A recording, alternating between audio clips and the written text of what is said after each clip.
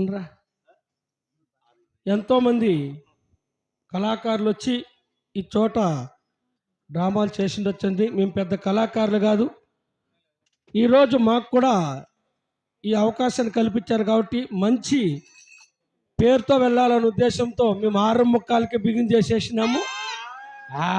అంటే మా వాచ్లు అంతే. మళ్ళా 12 గంటలకంతా మంగళారతి ఇచ్చేస్తాము.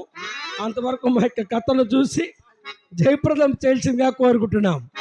మరి ముందుగా యొక్క సభా మందములకు ఆ యొక్క పరమడ దేశం పాలగుళ్ళిపూడి పట్టణం ఆడుతున్న చిన్నాగిరెడ్డి గారు విచ్చేస్తున్నారండి.